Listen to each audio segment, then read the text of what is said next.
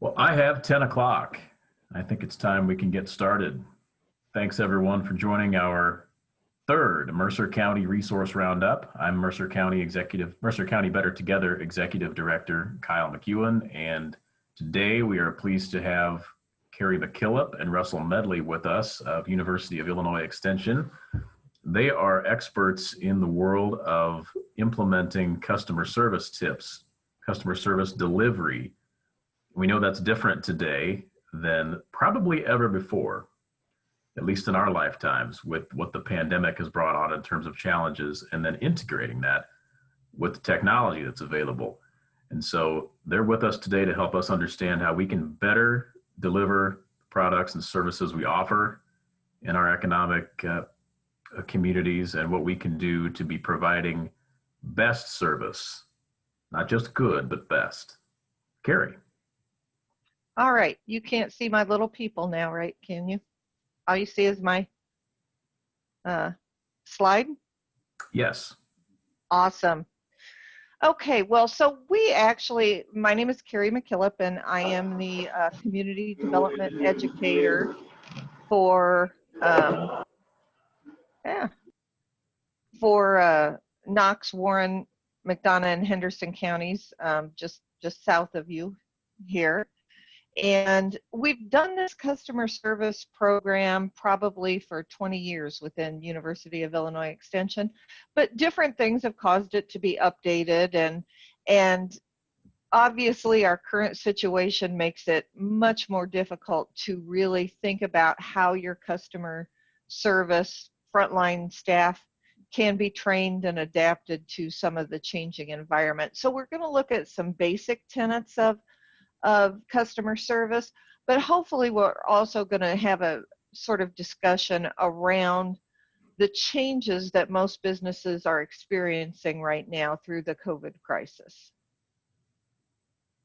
So, and one of the most interesting things I think when you're talking about customer service is to really think about how important customer service is to you and your business, and how people perceive your business. And almost more than your product line, for most things, customer service sells your business more than the product itself. And because we want to have vibrant business sectors in our community, it's also important for your entire community to have a cadre of businesses that provide excellent customer service, regardless of what kind of service or what kind of business they are. So it is important for the health of the community. So as we look at the health of the community, one of the things that we like to talk about in Extension is called the Community Capitals Framework. And it really is sort of a map of the resources available within a community. So if you look at how we perceive our community and what resources we utilize, it's more than just the business sector or the infrastructure. It really does focus on about 7 different pots. The one we always think about is, oh, we just need more money. Well, money in and of itself does not create a healthy community.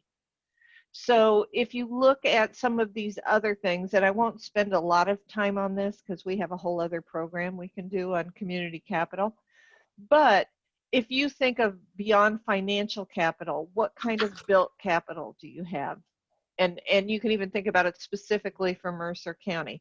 What are those things that you have that you can utilize for further development or to make a better community? So the built capital of, your infrastructure, any kind of parks, those kinds of things. We also talk about political capital and who has some political capital with elected officials. Is everyone included in having a voice in the political system within the county? Social capital, your community groups. Do you have a Kiwanis still? Do you have a Lions Club still? Or do you have some other kind of community groups For instance, however, Kyle, you define Mercer County Better Together, that could be a social capital group as we think about the assets in the community. Human capital is obviously just the people within your community. If what kind of work they're willing to do for the community, do they foster good self-esteem with those entering the community, those kinds of things. Cultural capital, some of the different languages, if we have immigrants moving into our community, do we foster cultural capital in a meaningful way within our communities? And then your natural capital. In West Central Illinois, we are in probably one of the best agricultural soil types in the entire planet, on the entire planet. So thinking about natural capital, we also are near the Mississippi River. Mercer County has, how many miles of riverfront do you have, Kyle, in Mercer County? I don't have an exact number, but all the way top to bottom. Yep. So that's a natural capital that could be a real asset to the community. So when we think of all of these capitals, customer service really impacts how people perceive these. So if you're talking about built capital and somebody happens to be talking to a customer who may not be familiar with Aledo or Mercer County in general, and somebody starts talking about how bad the roads are or how bad the water system is, that's going to take away a little bit from your healthy community. So you need to make sure that staff are aware that it's customer service for your community goes beyond the sale, the point of sale interaction, the conversations that they may be having with their customers if they come in or on the phone or via Zoom, however your customer is contacted and interacts with you. So when you start looking at the definitions or the philosophy of good customer service, there are multiple ones. So most people could agree that good customer service is basically treating customers with a friendly, helpful attitude. That is a very simplistic view of customer service. As we know, just being kind to people and helpful isn't necessarily the end-all be-all. I mean, it's a foundational block, don't get me wrong. That is an important aspect of customer service, but it's not everything. It also means being efficient. I can be super nice to somebody, but if I am not being efficient in getting them what they need and I'm not being friendly, then the treating customers well is not good. I can be the nicest person on earth, but if I never complete what you're asking me to complete as a customer, then I'm not providing good customer service. And what it's really all about is when a customer leaves your facility, whether it be in person, through a phone call, online, through a social media app, you want that customer to be happy enough to pass along positive feedback to others who may be looking for a similar kind of service. So that it's really important to think about that. Was your interaction with that client positive enough that they might pass along that feeling of good customer service that they got? And it's mainly about customer service does not limit what you say, it is what you do and how you follow through. If you, as I mentioned, if you make a promise, are you following through with it? Are you asking for feedback? That's a really important aspect of good customer service. Excuse me. Nothing like being in the Midwest when weather's changing. Okay. So what are the social benefits of customer service? And in thinking about that, what is your goal with Mercer County Better Together? Are you forging a sense of community identity? Wanting to have that positive affirmation about Mercer County, having that shared purpose both within your organization and with outside of your organization is very beneficial to really trying to move a community forward. So while excellent customer service might come internally with your staff and the people that you are meeting with, it also goes a long way to help the community as a whole take the next step, move to the higher level. As you get a reputation for a great, thriving business community, it makes the community coming together to make civic contributions much easier for those involved, because there's a sense of collaboration, a sense of togetherness that you can get when you're trying to create that, positive vibe when people walk into a business in Mercer County. So the new customer service plan is really our challenge in what we're facing right now.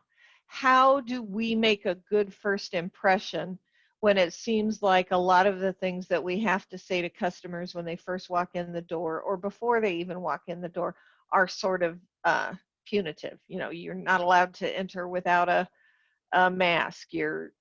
Only X number of people can be in the store at one time.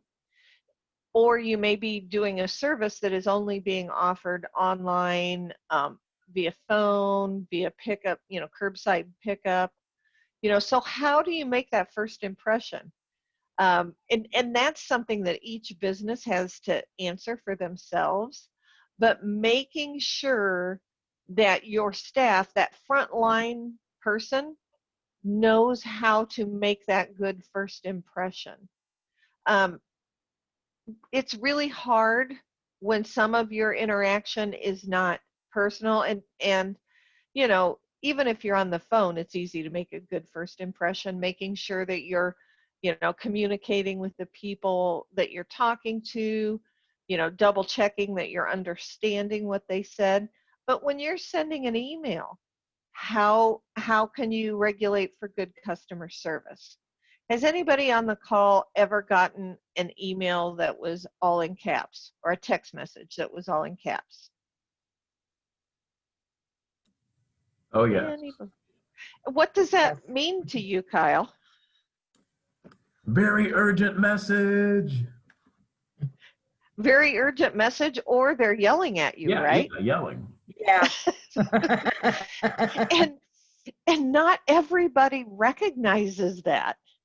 And I'll never forget, we were doing a national virtual conference a few weeks ago, and I got an email from one of our presenters in all caps. And I turned around to someone that I was in a Zoom room with, and I'm like, I think he's yelling at me. And so you want to make sure that the interactions you're having are positive, and make sure you know the medium that you're interacting on. Are you familiar with Facebook etiquette, text etiquette, those kinds of things? Because you can inadvertently turn people off if you don't understand the format. I try to not use emojis because I'm not comfortable enough with all the emojis that I'm afraid I might use something that somebody else, that means something to somebody else. So unless you're willing to learn the language, try to stay away from it as much as you can. Because ultimately, that first contact with your client goes through the same communication theory that face-to-face interaction does. The only difference is how you encode the message. If you look here on this basic communications theory table, you being the communicator or your staff being the communicator encoding the message to make sure it says what you really want to say is crucial. Like I said, if you don't know the language, don't use it. I am always terribly afraid to use emojis because of that. But then whatever medium you are delivering that message through, make sure that it's an appropriate media for your clientele. And you may end up having in this environment multiple mediums that you are interacting with your customers on.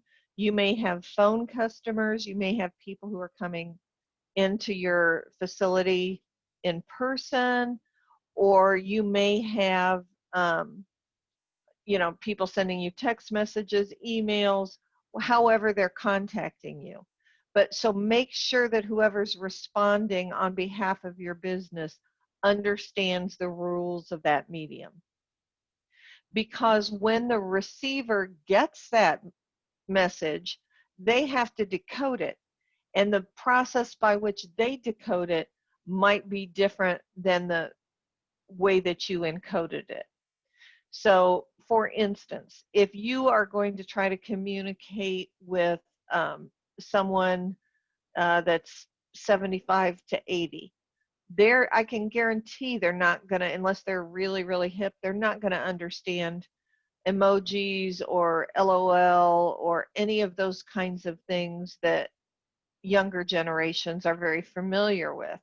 So making sure that those messages are coming across the way you intended. And hopefully you will have some sort of message in that media that says, please let us know if you have any questions, so that that receiver can give you feedback. Because that's the only way you're going to really find out if that customer is truly understanding what you're trying to tell them. So, and we have a bunch of people on the call, and Kyle, if you don't mind, I wouldn't mind hearing the types of businesses that we have participating today. Sure, I'll let everyone on the call go ahead and quickly introduce themselves and the business or entity they represent.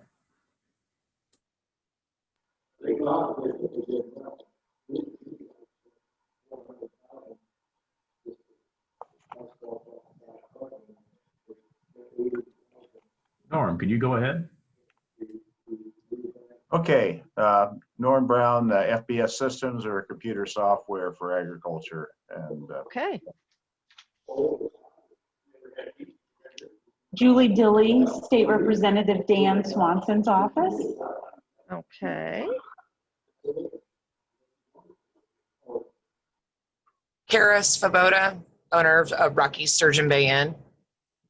Of what? I'm sorry, I didn't catch that. We're a restaurant and bar down in New Boston, Illinois. Okay. And I think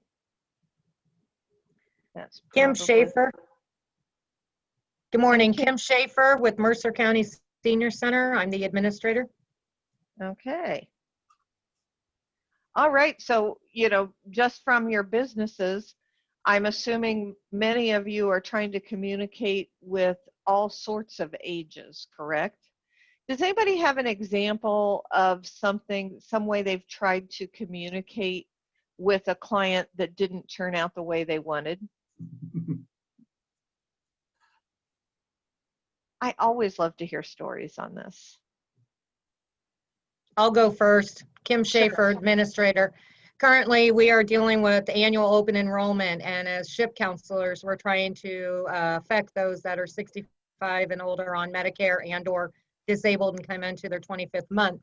So between October 15th and December 7th, we are trying to help them to review their Medicare plans for Medicare Advantages and prescription drug plans. This year with COVID-19, it's been very unique in doing that, because I am not allowing any seniors into the building yet. We're doing everything over the phone or through email to those that are tech savvy enough, curbside assistance after screenings, etc.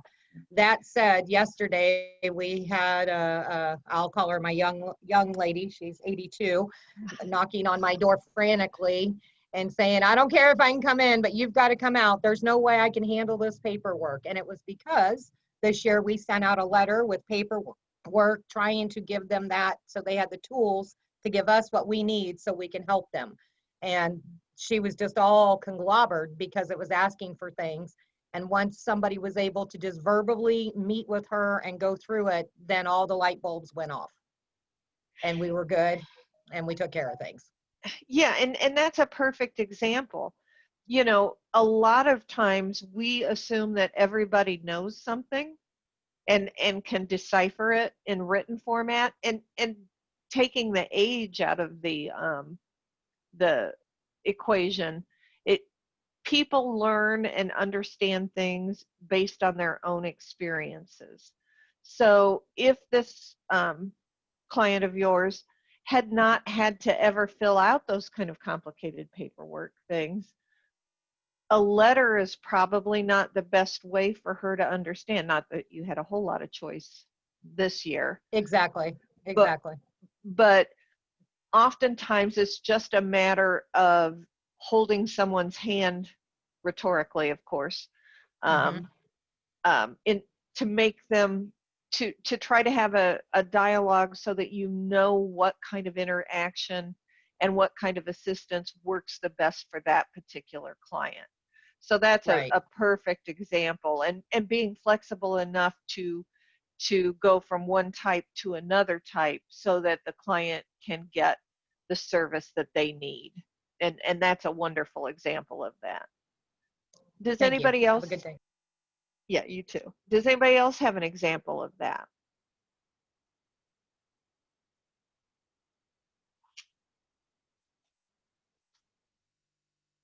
Norm, you do agricultural software, didn't I hear you say?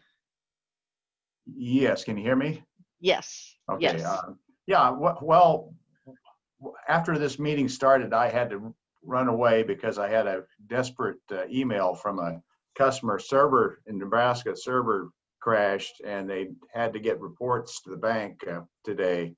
And so he'd already gone through the normal channels of our support manager who was already booked. And so we had to do some punting. And of course, oftentimes we get calls from people who are desperate, and they expect to be the first on the list. And you, as you know, if you've ever been on a queue waiting to talk to somebody where English is a second or third language, it's a support can be very frustrating. So anyway, I think we got that resolved. We got that reassigned. Somebody's helping.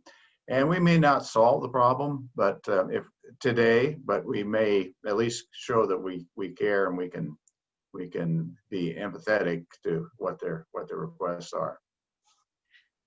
Yeah, and you know, I walked into a business one time, and I was a little put back behind the receptionist desk.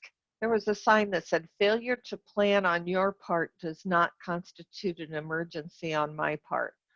Now, I'm hoping that the receptionist was not meaning the customers in that situation, but I'm thinking having that up where people can walk in is probably not one of the best customer service messages you want to send. Because when you are communicating with a customer, and both of these examples were perfect for that, it is an emergency for your customer. They want to make sure that they get something done, and you are the means to get that done. And so it should be an emergency on your business's part to see if you can help them. And as you said, sometimes it's impossible, but to make sure that they know that they are a priority to you. And oftentimes that's when this encoding and decoding can come into play the best, is when you can have that dialogue with them and make sure they're understanding you one-on-one. If you were trying to do that via email or text message, it might make it much more difficult, just because of the way we encode and decode messages through that medium.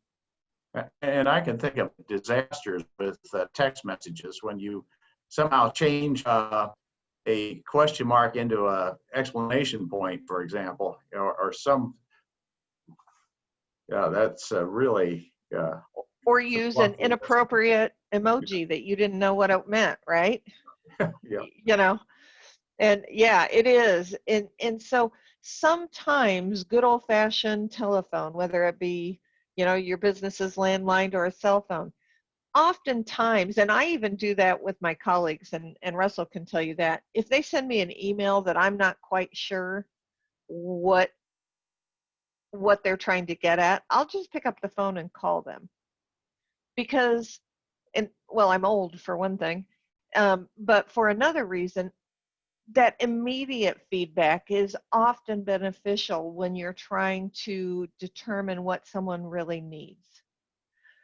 So oftentimes you can have a really good customer service reputation, but there are always situations that are going to come out that are outside the ability for you to foresee. So when we talk about quality customer service, we do talk about planning that. So almost having a decision tree sort of thing. I'm old enough, I hope some of you on the call are old enough to remember when we used to do decision trees and map things out. But to really plan for how you're going to approach customer service as a general rule, but even in this environment, it is very difficult to sort of be ready to pivot on a dime if you have to deliver your service or your product to someone in a different way. But so really having a plan in place that you've thought out as many situations as you possibly can. Like I said, there's always going to be that outlier that nobody's ever heard of before. It never fails. And that's usually going to come along, the first or second day that you're trying to develop that. But for those of you who have staff or colleagues working with you within your organization, really sitting down and defining for yourself who your external customers are and what is your plan to make sure you're serving them as best possible during this current environment. That going out to someone's car and maybe maintaining social distance, but helping them work through the paperwork. That's a perfect example. What would you do if it's January and 20 below? How could you make that same sort of good customer service work in that environment? Really thinking through, or pouring down rain, or whatever the weather environment is. So putting some time and effort and thought into that planning process, but most importantly, training your staff who are going to be delivering the customer service. If you have staff that work for you, training, most of us think, oh gosh, I would do that if I had time. Well, customer service training, honestly, I feel should be part of an onboarding process with any staff. Knowing what they can and cannot commit to on behalf of your organization. Making sure that they know how to approach a customer in a helpful manner without it devolving into, a real quick yes/no type of question. Do we have anybody on the call that is a retail entity? I know we have a restaurant, but I didn't hear anybody that has a retail establishment. But I think we've all been guilty walking into a retail establishment and someone says, "Can I help you?" And you go, "No, I'm just looking." And so hopefully if you were trying to have people shop around a retail establishment, the training process would tell you to, instead of asking a yes or no question, you say, "What is it you're trying to find today?" Now you're still going to have some people who say, "Oh, I'm just looking." But at least that is a question that someone has to draw out an answer to. And it's not a very quick dismissal on the part of the customer. The same thing for those of you that offer services. And I'm sure your companies do this, but thinking about after someone has made a big purchase, and I'm assuming that, and I don't know this for a fact, but I'm assuming that when you buy ag software, it's not a insignificant cost, correct, Norm? That's correct. It's everything's subjective, I guess. It could be $1, it could be $10,000. It's Yes, but it's not an really- insignificant cost, so quality customer service doesn't end when they send you their payment, right? that's their expectation. Yes. So, those kinds of things, following up with customers, if you haven't heard from them for a while, and I will say, I don't live in Mercer County, but I know when I take my car in for an oil change here in Galesburg, I often get a survey or a call from the dealership where I get my oil changed, wanting to know if everything went okay. Was there any problem that I experienced? Now, I would get annoyed if I got that call every day that I went into a place, but a big ticket item like your car, I don't think anybody really gets annoyed when they get asked to provide feedback. So that really is when I talk about that effort. It makes you feel as a consumer that someone is going above and beyond to make sure that you're not only happy with your purchase, but that you might be a repeat customer. And that's what we all want, right? Kara's done a great job with Rockies and not only the shift to all the different mitigations that restaurants have to deal with, but I've followed what they've been able to do on social media. And I just wondered, Kara, if you had any stories of how you feel like the customer service experience has gone since you've had to go through so many ups and downs throughout the spring, summer, and fall this year. It's had to be wild for restaurants. Absolutely. We have really tried to maintain our professional side with this. There's a lot of people who have not understood why we have to do what we do. Have to follow all these different rules, which, as you know, Kyle, change like every day. And we do our best to truly stay updated and keep our customers updated in the regulations that we have to do. I do know social media, especially with any business, is an integral part at this point. You cannot survive without it. There is no way to survive without it. Word of mouth just doesn't do what it used to do. Facebook is basically the new word of mouth. Twitter, Instagram, all of the social media platforms. Without it, you can't survive. So our customer service has been mostly viral at this point.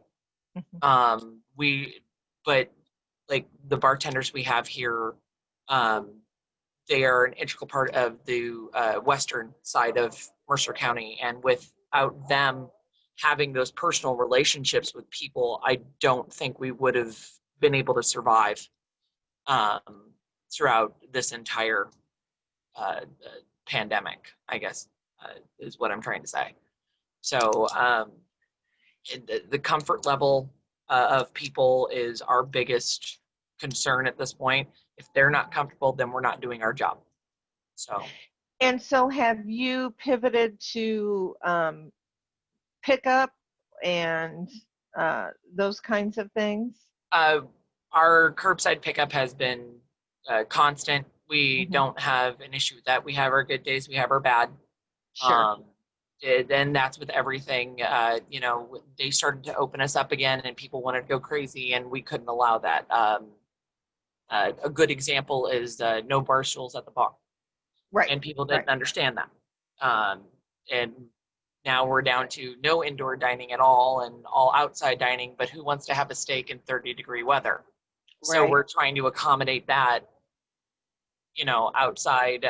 We do have a small building outside. We're allowed 12 people in, but curbside pickup is going to be the new norm for a while, I have a feeling. And that until the rules and regulations change, that's just how it's going to be. Yeah, and that makes customer service more difficult, and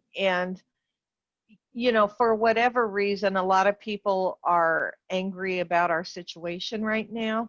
And so when a customer is angry to start with, it is much harder. And I'm sure you can attest to this. It's harder to diffuse the situation when they were angry before they called or came in, right? Well, it's also hard when the owner's not very happy either. So we're one of the larger employers down here in our city, and to be able to not provide that service just for the employees is very difficult. Oh, So, absolutely. I have gone through over and over how to make this better, and there's just no way of doing it. We've cut hours, like our business hours.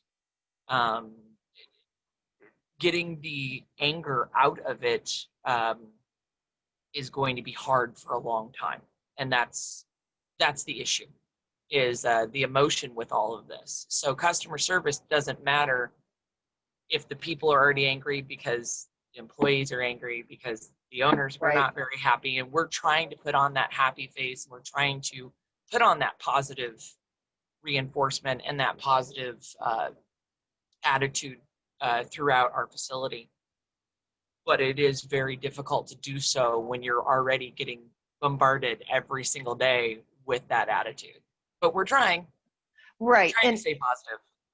And training hopefully helps some of that.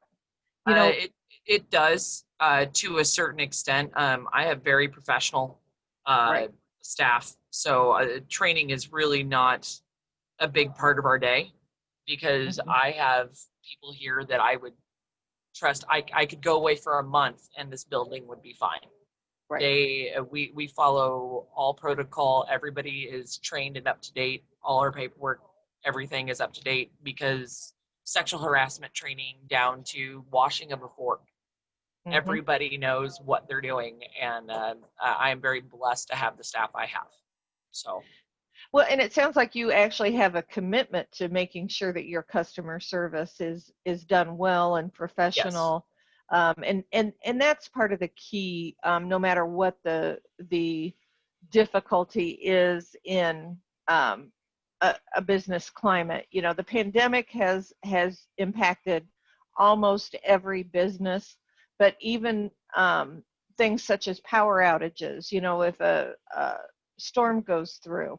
Yeah, that wasn't fun on Tuesday. Oh, no. Did you guys lose power on Tuesday? We did, and we had to close, yes. Yeah.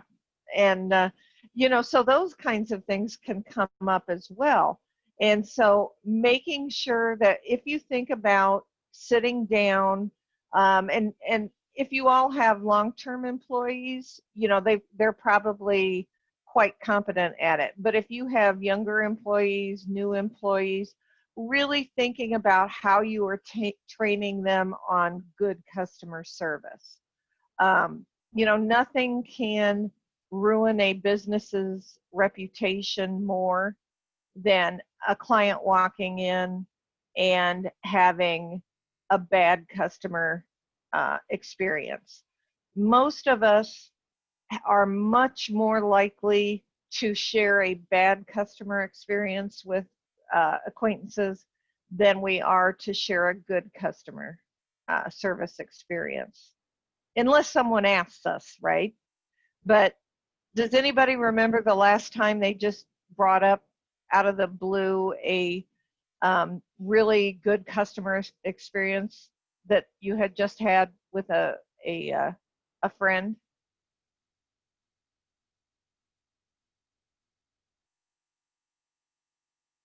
Always try to share those when they come up, but you're right. Human nature is to tend to go toward the negative. Right. So, making sure that you can limit that. And let's face it, no matter what business you're in, somebody's going to want something that you can't provide, and they're going to walk away unhappy. But can everyone hear me okay? Yes. Okay. I have some noise going on in the background, wanted to make sure. So making sure that you can limit that as much as possible. There are times there are people who are, as we've talked about, there are people who are already angry, and nothing you say and do is going to make it better. The best you can do is make sure that you and your staff are, try to stay above the fray. Say, I'm sorry you feel that way. The other thing is, we always encourage, and if we'd have had more time today, we have a whole set of slides on this. Never apologize for something that wasn't your fault. And if you think about that, it sounds kind of harsh, but you can still apologize for not being able to address the issue. You can say, I'm sorry you feel that way, but this is how our policies are written. I'm sorry that you were, that this product wasn't what you thought it was going to be. There are ways to word things that you can really be quite sorry for the way someone feels, but that doesn't necessarily mean that your business did something wrong. So, really thinking about ways you can train people to, first off, if they did something wrong, and in the restaurant business, I'm sure this happens, if they took an order wrong, if they misunderstood, if they forgot to put the order in, those kind of things, absolutely, your staff should apologize to the customer for. And hopefully let you know what they had made a mistake on, because everybody makes mistakes. But making sure that your staff don't apologize for things that are beyond their control, that give liability to the business, so to speak. So also, putting forth the effort and making a commitment to good customer service. Some of the things that developing that plan might look like is identifying your weak points, both individually as a staff and the organization. We all have things that we're better or poorer at, so making sure that you are listing those and that you know how to address those weak points. Getting to know your customers, that's different for different businesses. For the ag software, I'm sure you have people who know your customers very, very well. Getting to know them through helping them through learning that software. Other types of businesses may or may not know your customers well, but as a group, knowing that your average customer, what do they expect out of your organization? And one of the keys to that is knowing as much as possible about your business, including down to the servers, knowing what you can and can't make changes on somebody's order, making sure they know the set policies and procedures that you might have to address customers' concerns. Those are very important things to make sure that everyone knows in customer service.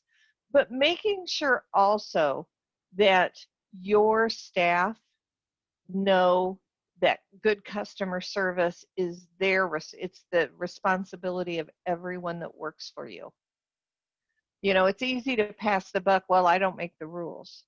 Well, no, you may not make the rules as a frontline employee, but making sure you convey what you can to the customer in a positive manner, and making sure that it's a positive thing that says, you know what, I don't know the answer to that. Let me get someone who can answer that question better.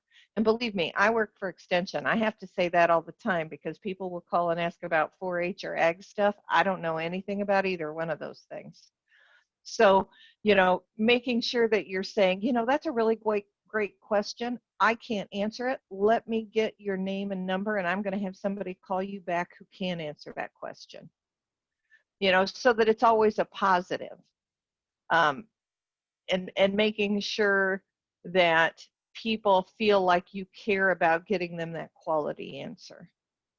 And also making sure you welcome feedback from your customers. That's the toughest thing to do sometimes, because oftentimes when people have a complaint, they may not deliver it in the nicest manner. But having a direct linkage as to say that a complaint, that's just a different way of saying feedback from a customer. So allowing the customer to have their say, try to handle it as best possible. You know, depending on how your business is structured, what kind of reparations can be done if it was something that was the fault of the business. How can you help them get a better outcome? Some things are within your control, other things aren't. But make sure that you let your customers know that you appreciate hearing from them about their concerns, about their complaints.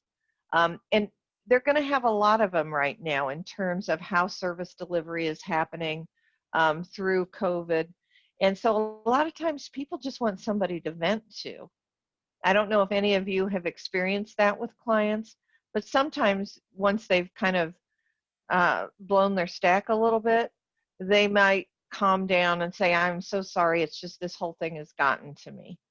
And I think we've all been there at some point over the past 9 months, you know, that the stress of our situation makes it harder for people to separate what they're really mad about. So communicating your attitude through the tone of voice. If you're on a virtual presence, making sure that it's professional, that it looks good, it's easy for your customers to use. Make sure you're using words that cannot be misconstrued into another, especially in type form, confused as to something that you don't want to say. If you are dealing with people via Zoom or face-to-face, make sure your facial expressions are matching what you're saying. You know, I don't know if any of you on the call have had teenagers. Luckily, mine are way past teenage years, but you know, if you could see them when they're saying, yes, mom, and rolling their eyes, yeah, you don't want your staff doing that with clients. So make sure that you train them on your facial expression says a whole lot more than your words. Making sure that everyone understands that customer service is your priority and that they are willing to help the customer as much as possible. Eye contact, body language, posture, you all know how important that is as to how somebody is perceived. But the most important thing through customer service is to make sure that you are listening to what customers are saying. A lot of times, many of us find ourselves, and I know I'm guilty of this, I'm sure most of you have had this happen. When someone is talking to you, are you truly listening to what they're saying, or are you thinking about what you want to say next? And I think we all find ourselves in that situation sometimes. And I just want to point out for those of you who've never met Russell, that is Russell in the picture. And I'm on my knees in front of that group right over there. But the customers will actually tell you how they feel about your business. Sometimes they do it verbally, other times they do it silently. And we all know the look of an uncomfortable customer or a dissatisfied customer. So making sure you're trying to listen to more than what's coming out of their mouth and also what their body language is telling you.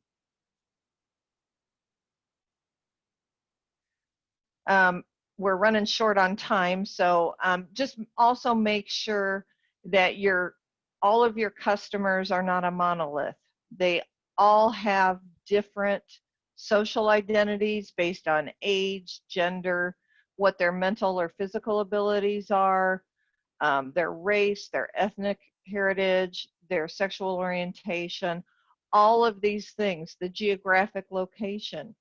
Even though you are run your business out of Mercer County, you know, many of your customers may not be from Mercer County. Even in Keithsburg, you know, people stop by on the river. They may be from somewhere else, a bigger community. So making sure that you understand that all of your customers don't necessarily want to be treated the same. One of our colleagues, actually Jenny Gardner, Russell's county director, she and I were giving this customer service presentation to a group many, many years ago. And when she asked the question, how many of you treat all of your customers the same? And this happened to be a group of people from a bank, and they're all raising their hands. Oh yeah, we treat everybody the same. And Jenny said, and you have to know Jenny, she said, oh, I'm sorry. But what she really meant by that, and then we had to back out and talk to them. And this is when most of the banks were going online. And a 65-year-old woman is going to require more help with getting set up for online banking 10 years ago than a 25-year-old would. So making sure your service is appropriate for that person's age or gender or whatever their technological skills are. I'm sure in the ag software business, there's some of that as well. Some of your younger farmers may be quite proficient, whereas some of the older farmers have not had a lot of experience, and so they may need a little more assistance as you move through your customer service. But making sure, and the whole key to it is that one size does not fit all when it comes to customer service. Some people need more, and especially when we're in this virtual world right now. People need a little more hand-holding sometimes, especially if they can't see the product or service that they're getting in person. The same with multicultural, you know, that basically the same tenets apply. Understanding that expectations vary across cultures. Things that are a norm for West Central small town Illinois may not be the same for other customers that might be visiting your community or that you might be servicing outside of your community. So just keeping that in mind, and that expectations may vary across cultures.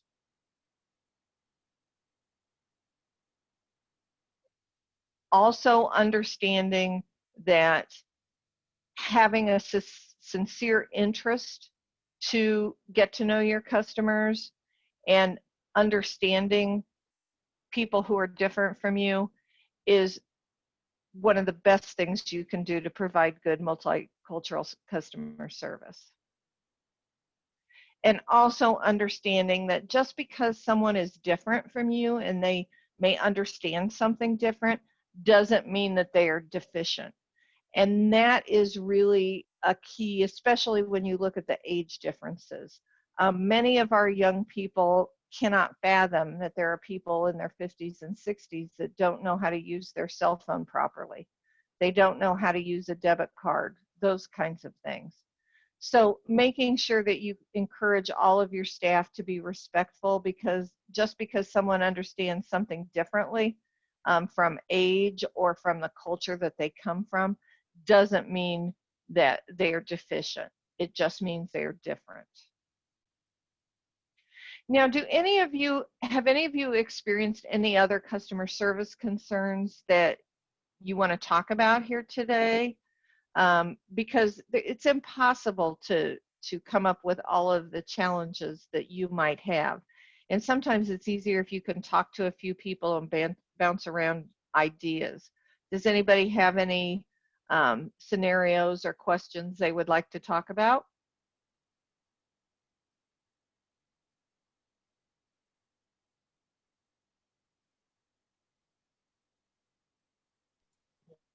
Carrie, do you have any ideas on how we do continue to give those curbside services when it's January and 20 below?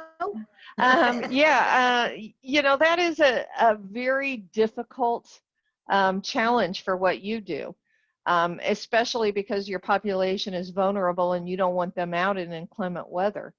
One of the things that might be useful is switching your hours. Are your clients typically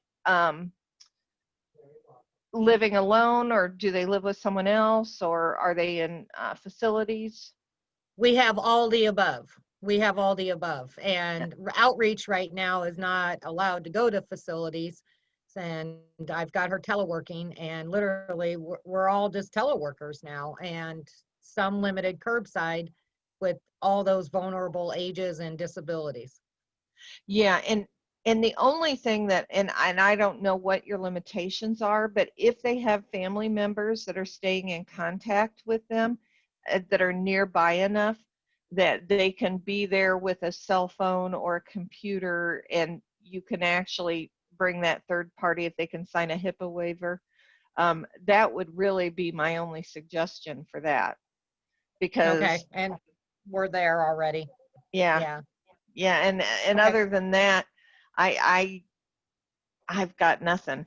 I'm dealing with the Henderson County Health Department as well right now, doing some projects for them, and it's challenging right now. Many of Yes. our seniors are very isolated, and it is a struggle. So I wish I had a better answer for you for that, but That's okay. If anyone thinks of something, they know where to find me. Yeah. Take care. Thank you. Find yourself a huge heater to put outside. With a tent, because if it's outside, it's actually not inside, even if it's inside outside. Exactly. it is a very challenging environment right now, and trying to find those best ways. Yeah, people have the propane heaters outside, but like this morning when I got up, it was 20 degrees, and I don't care how close to a propane heater it's safe to get. As we said, nobody wants to eat outside when it's that cold, and I'm not sure I could fill out paperwork when it was that cold either. So Yes.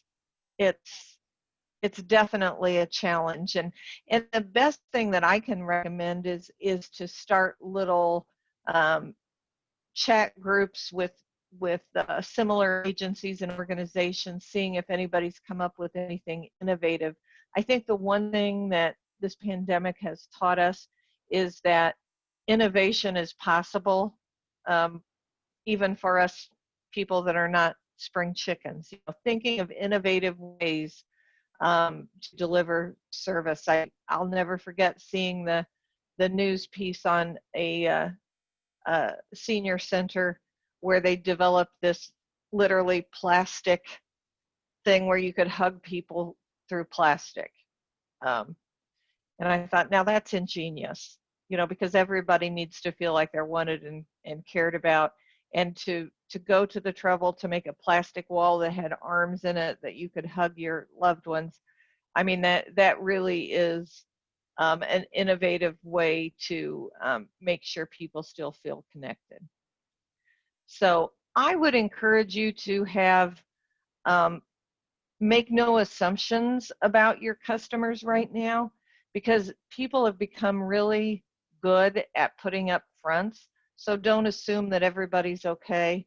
And I know that you all are aware that not everybody is okay right now. Making sure you're using very neutral language. As we know, everything is a minefield right now.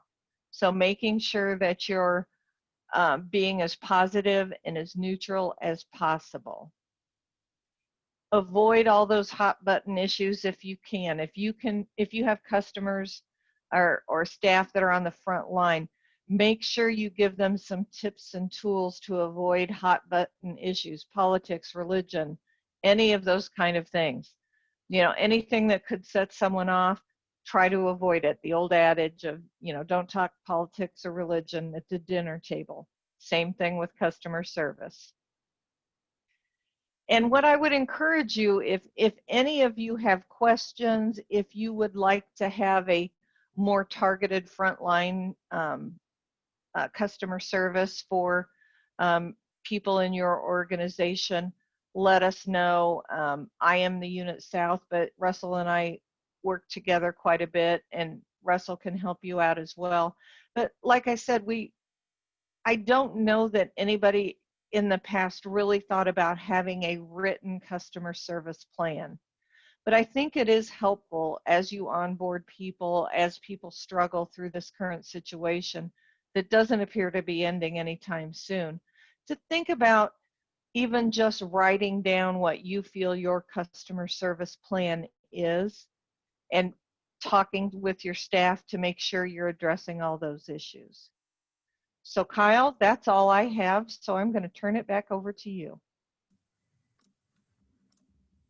Great. Thank you, Carrie. And thanks to Russell for helping to get this set up and everyone for joining today.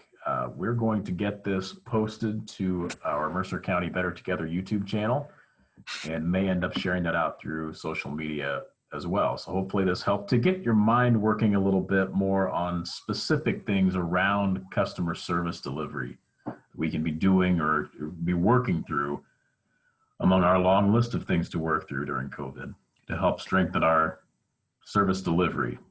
So thank you, everyone. And again, if someone is interested in anything around customer service, I know Carrie and Russell are interested in helping where they can, how they can.